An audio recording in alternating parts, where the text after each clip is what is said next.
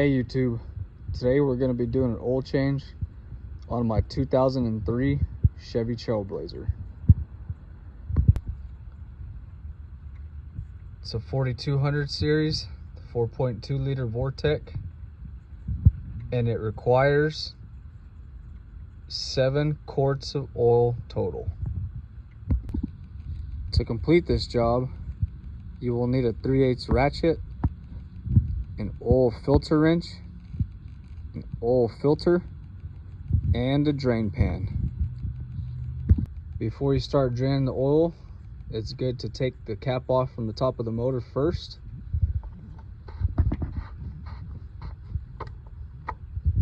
As such, there's the 13mm bolt to the oil pan. Got your oil pan ready.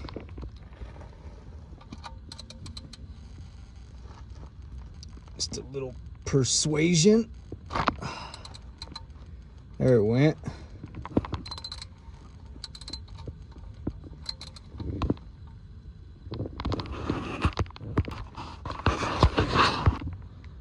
So once you get this bolt off,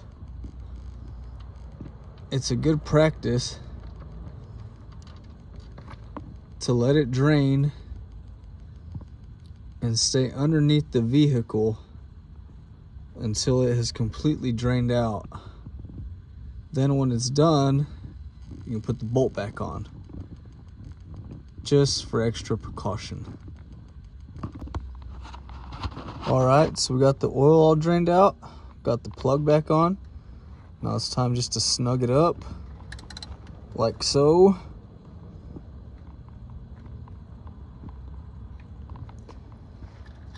Don't have to be overly tight, just snug enough.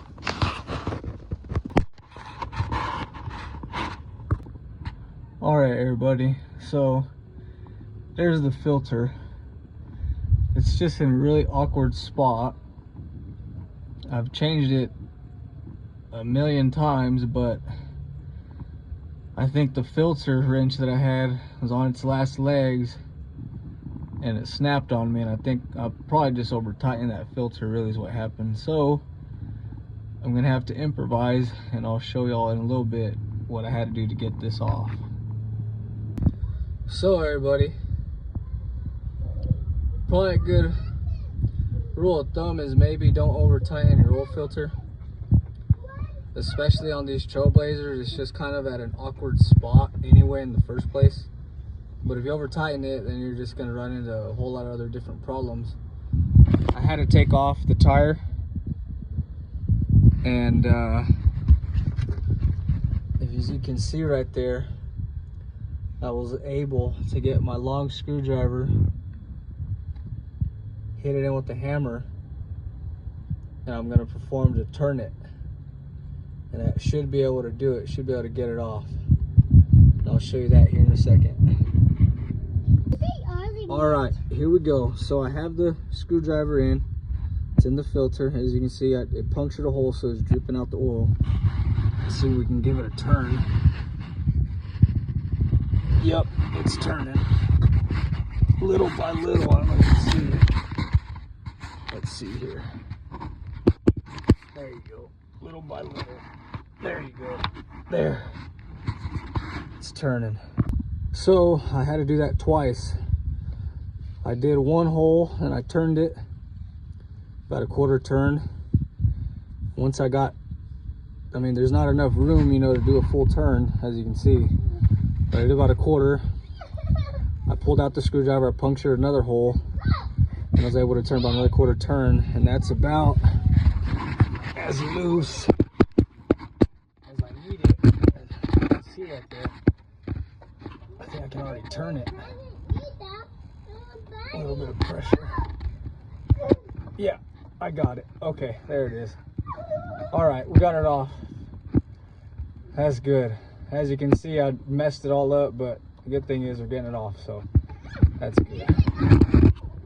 All right, so we got the new one on. It's an AC Delco. Got it on here, so I want to give it all the way turn. You're gonna want to get it as tight as you possibly can with your hand, and then we'll go from there. Hey everyone, so we got that filter back on, so kind of ran into a traffic stop there, but we got it on. So like I said, it calls for 7 quarts of oil. We're gonna do 5W30 Super Tech. It's not the best oil. I normally do Valvoline or Mobil, but I had my brother-in-law get it for me when he was at Walmart the other day. So this is what we got for now. As long as you're getting an oil changed every 3,000 miles, there shouldn't be an issue. Just keep up the maintenance on it. And yeah, let's get this oil poured. So I got the oil in. Normally on someone else's vehicle, I would normally pour in 3/4 of the oil, and then I'd be checking the dipstick as I went along, just to be sure, just because you never know.